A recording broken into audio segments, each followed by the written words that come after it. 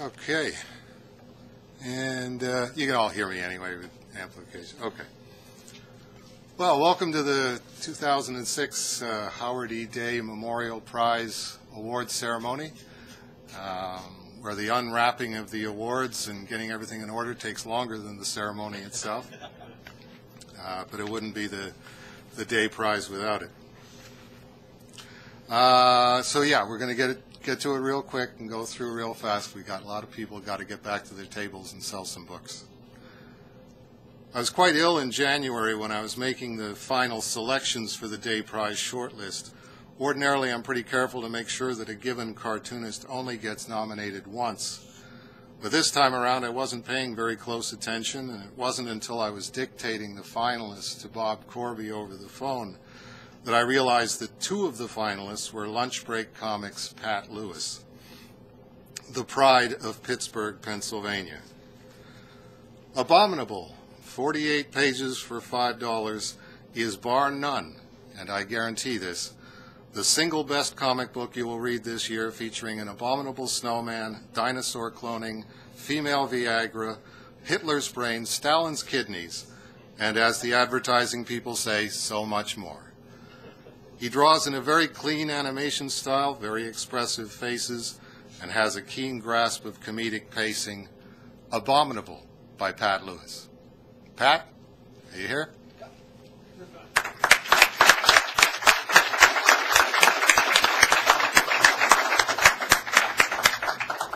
You know he's good. The applause lasted till he got up here. But he ran, too, so that's... Yeah, to be fair, I ran. Oh, thank you. Thanks. I guess I don't know what to say that everybody else doesn't always say, but I make comics, and that's fun enough, but to have the chance to share them with other people is, that's what we're here for. And thanks to Dave for giving us the chance, and Bob Corby for putting this show on. And thank you all for anyone who bought them also, thank you. And thanks for the nice words, Dave. I appreciate it. Thank you.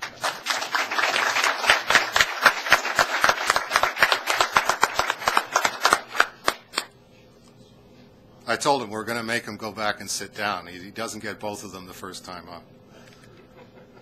Okay, and the next one, and when you hear your name as a nominee, if you can just start coming up to the front at that point. Jim Coon of Cortland, New York's 8-Ball Graphics gets the nod for a shortlist nomination with his mini-comic, Beaver. Casey Jane is 9 years old, and she lives in Canada. Right away, I was impressed that someone from Cortland, New York would use Canada in his mini-comic, let alone devoting the first page to the slumbering giant to the north. Anyway, it turns out that Casey Jane has a pet, and her pet is a beaver. By the time Casey Jane informs us, midway through page 2, that most all the girls I know have a beaver, we have a pretty good idea of how the next 6 pages are going to go. It struck me that it would be fundamentally dishonest for me to disqualify Beaver from competition on the basis of its illicit subject matter when I was sitting there laughing until tears were coming out of my eyes. So I'm very pleased to announce that Beaver made each successive cut and ended up on the short list. Beaver by Jim Coon, suggested for mature readers.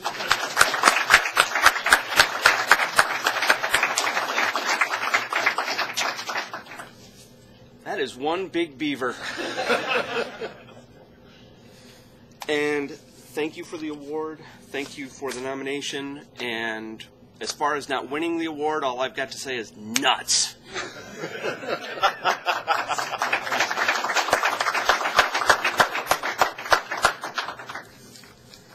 Okay. Michelle Arcand, unfortunately, couldn't be here this year, but I believe someone has volunteered to accept her plaque on her behalf. I guess you. So if they could come up now, her 14-page Being Different digest-sized comic stood out for a number of reasons. For one thing, it was in full color, which a lot of people haven't attempted or would have to think many times before attempting in a small press comic. So that was different. It was also done by a girl, I've never kept track, but I think I could count on the fingers of one hand the number of comics done in their entirety, writing, pencils, inks, and colors, by female exhibitors at S.P.A.C.E. So that was different. And it had an interesting and compelling message to convey without being preachy, and made full and effective use of all 14 pages in doing so. So that was different. I make it a policy the first time through reading the comic books submitted to never read the name of any of the cartoonists in order to keep from being even unconsciously prejudiced in favor of or against anyone I know or have heard of. So I was very gratified to see the name Michelle on the cover when I decided that Being Different had made the final cut for the shortlist. Being Different by Michelle Arcand.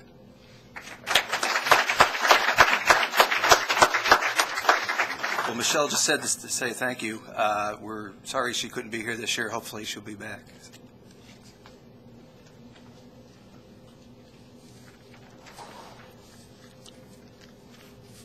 On the inside front cover of Guitar Solo is 22-page entry, which won him a place on the Day Prize shortlist. Mike Dawson, who unfortunately also isn't here this year, so we'll ask whoever is going to accept the plaque on his behalf to come forward. Is that you again? Okay. Explains that Guitar Solo is an excerpt from a much longer work entitled Freddie and Me, which is all about how I've been a big fan of Queen my entire life. Part 1 explains how I first discovered the band and also how my family decided to move to America in 1986. Part 2 picks up in 1991, the year the Queen's frontman Freddie Mercury died of AIDS. Guitar Solo is abridged between the two parts. It's partly a memoir, partly a meditation on the nature of and elusiveness of memory, and as always it's interesting to see what someone else has retained over the years. And of those handful of vivid snapshots that follow us into adulthood, which ones are important to them and why they're important to them tell us all a great deal of what and who we are. I know I'm looking forward to reading a completed version of Freddie and Me, and hopefully wherever Mike Dawson is right now, he's hard at work finishing it. Guitar Solo, an excerpt from Freddie and Me by Mike Dawson.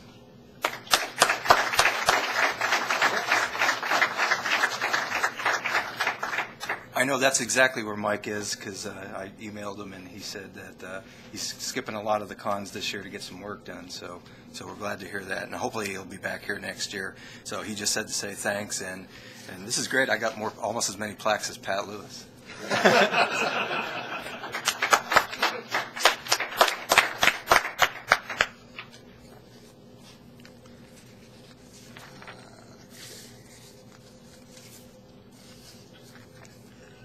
And speaking of Pat Lewis, as if to prove that he doesn't need 48 pages to make me laugh, Pat Lewis last year also produced, through his lunch break comics, One Horse Town, which clocks in at 20 pages.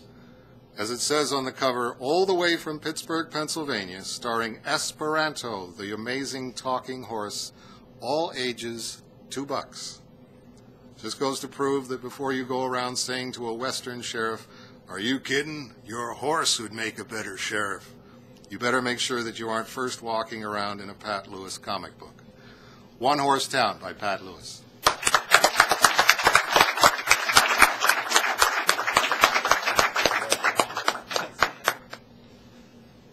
Thanks again. It's times like these that I don't mind all the carpal tunnel syndrome.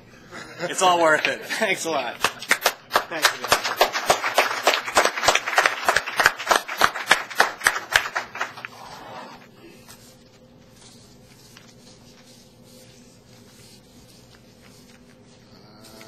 Okay, and Chad Lambert and Tom Williams are both past nominees for the Day Prize, and in Tom's case, a Day Prize recipient for his excellent self-contained Misa comic book a couple of years ago, which is still in print, Tom? Yep. Okay. Available in the exhibit area? Yes. This year they're back with a collaboration called Too Much Matheson, a 9-page story which appeared in Stephen M. Knoppenberger's Angry Dog Press Potlatch Project number 5. While looking for something else in the 1995 area of the Cerebus archive, I ran across a letter from Chad that I'd like to read. Is that? I hope it's in here after a build-up like that. Yeah. We're out of order because of Pats.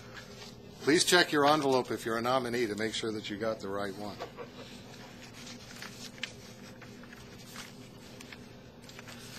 Okay, we won't be able to read the letter, but it was the 1995. Pat Lewis has got it. Of course, Pat Lewis gets everything this year. Pat Lewis, ladies and gentlemen. You're an amazing guy. Who's got Pat Lewis's? He's probably more than. Okay. Dear Dave, I am writing again to you in reference to the Columbus stop of the Spirits of Independence tour. I have a table reserved under my name. Unfortunately, due to circumstances beyond my immediate control, I have canceled further publication of my books. Therefore, I will not be needing the requested and prepaid space. Much of this problem has to do with an article you wrote in a recent issue of Cerebus about whether or not a writer is as able to self-publish as a writer-artist. From my standpoint, the answer is definitely no. Please send my $15 refund to the address above. If a refund is not possible, please make the proper amount a donation to the Comic Book Legal Defense Fund on behalf of Quaint Studios. I wish you the best of luck as always with your endeavors and the Spirits of Independence. I really think it is a wonderful thing. Well, it's very gratifying to me that the Spirits of Independence lives on here at S.P.A.C.E. that Bob Corby works so hard on, and that Chad himself has never given up the dream of making a go of it in the comic book field, even though it often seems as close to hopeless in 2007 as it did back in 1995. Chad Lambert and Tom Williams, Too Much Matheson.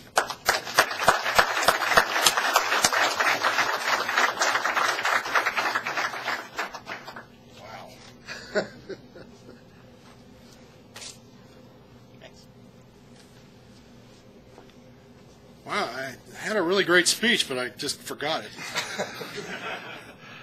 A couple thank yous real quick. Obviously, thanks to Steve for giving us an outlet to do our short stories in. There aren't very many out there anymore, let alone good ones, and he does a great one. I take comfort in knowing that I'm not the only one losing my shirt. Thanks to Tom for contributing on this. I've been looking for a project for he and I to work on for a couple of years, and special thanks to him for adapting this from a prose story. So that was pretty fun. This is a very personal story for me. It's 95% autobiographical, whereas I didn't accidentally slip into the future. I think all of us are a little guilty of slipping into the past a couple of times. So thanks a lot. This is great.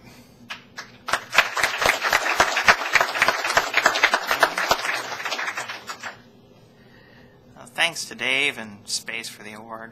It's great. And thanks everyone for enjoying the books.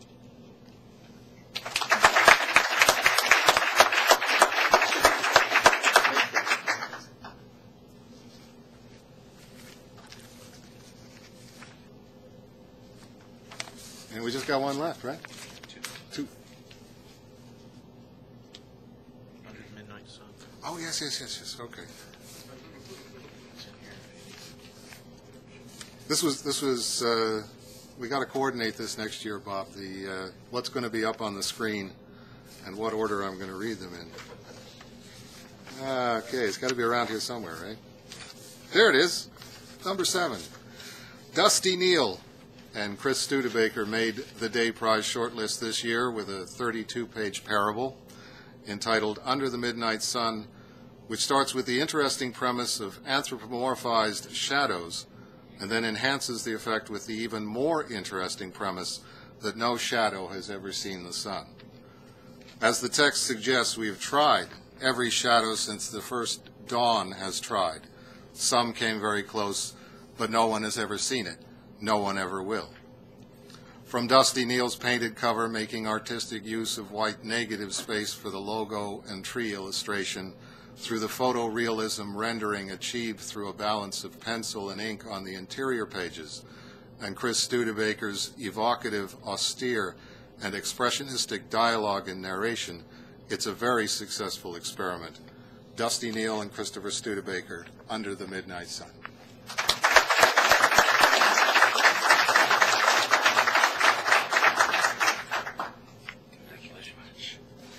I'd just like to say thank you to Bob Corby and Mr. Sim for putting this on and giving this award out and this opportunity for so many people to contribute and see each other's work.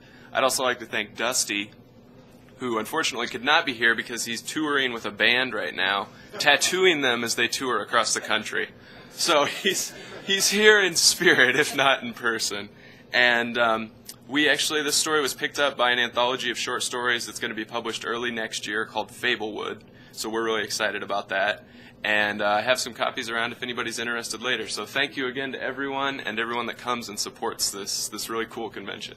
Thank you.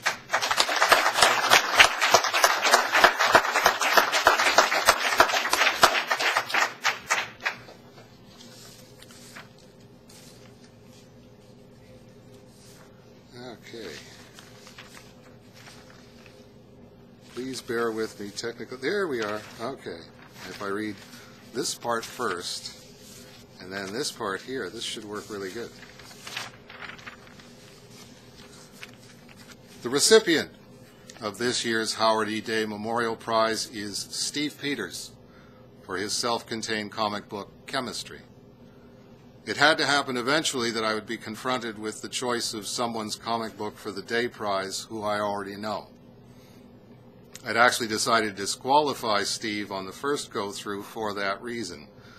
But then I thought I was being more than a little unfair, considering that it's not only a comic book, but it has an accompanying soundtrack on CD with words and music by Steve Peters and a host of collaborators.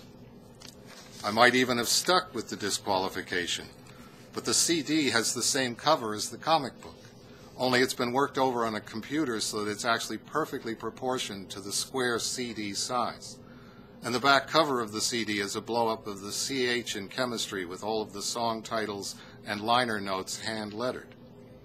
I might even have stuck to my guns after that, but the CD is also professionally shrink-wrapped in its own jewel case, and it has its own barcode. And 75% of the proceeds are earmarked for the victims of the Indian Ocean tsunami disaster.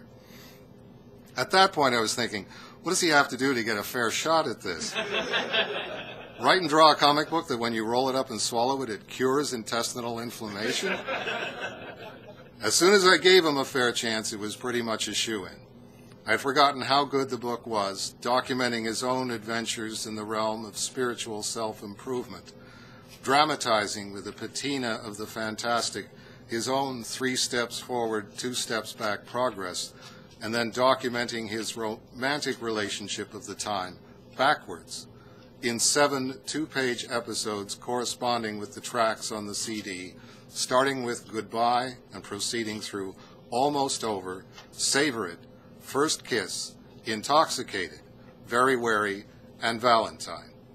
It's certainly one of the most interesting ways I've ever seen someone to come up with to make sure their book has a happy ending.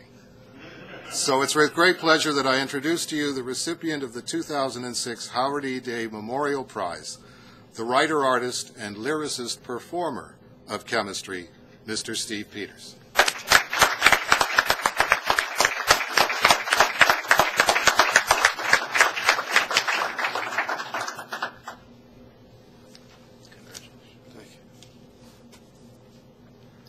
Wow, he's got the cover image on it and everything. Beautiful. Nice, Well, I won a Xeric grant in 1996, and now I'm getting the 2006 Day Prize, so maybe in 2016 I'll get an Eisner or maybe an Ignatz or something, I don't know, with any luck. I'm very honored to get the Day Prize. Gene Day is, as you probably all know, was Dave Sim's mentor. Dave Sim has been very much a mentor to me. I can only think of 3 other people who have been maybe as much a mentor. My brother Jeff Peters. He always had comics around. He was 7 years older than me, and he always had comics around, and that's how I got started reading comics, and he drew as well. He ended up doing Awakening Comics #4 with me as a whole issue jam.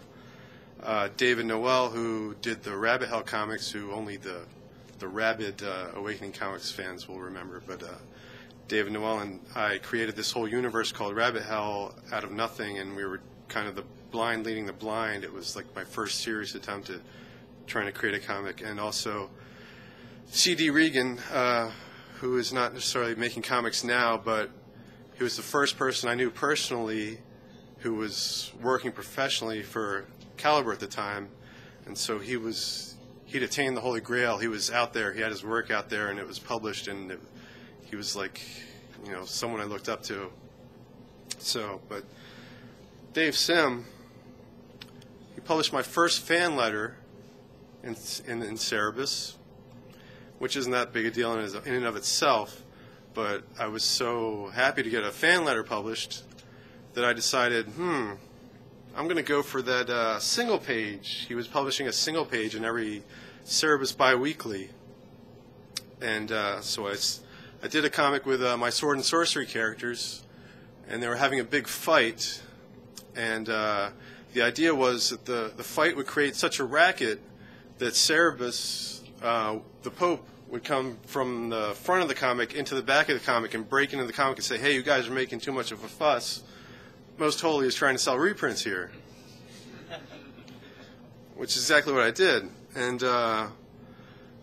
Dave liked it, but he didn't have a place to put it in the biweekly, so he said, why don't I put it in Cerebus instead, so people don't miss out on this? And so I thought about it, and I was like, well, it wouldn't really work in Cerebus, because Cerebus is the Pope. The whole idea was it was going to be in the reprint. And so if Cerebus the Pope is coming back to say, you're making too much of a racket, it wouldn't work. It was in Melmoth, and by then Cerebus wasn't Pope anymore. But I thought about telling Dave that, and I said, no, he wants to publish it. You know, I'll just let him publish it. So at any rate, that was my first published comic page, and it was in Melmoth 7, somewhere in the 140s, 145 probably. And Dave has always given me lots of encouragement over the years, and he's always answered his mail to me. He's done a few jams that have appeared in a few of my books, and you know, has guided many of us self-publishers. And what can I say? Also, he's taken a spiritual path over the last few years, and that has inspired my own spiritual path as well. And he's emphasized the importance of giving as well. So I said to myself, as soon as I found out I was nominated for the Day Prize, that I was going to give, if I won, I was going to give 20% to charity. So 20% will go to the Philadelphia Food Bank. And at any rate, again, I'm honored because Day Prize is for your mentor, and you've been a mentor to me, and so I thank you very much, and I thank you all for coming, and thanks to the Green Brain folks for coming out as well. They were one of the few comic book stores who were courageous enough to host the chemistry tour and all the insanity that involved. So, thank you very much.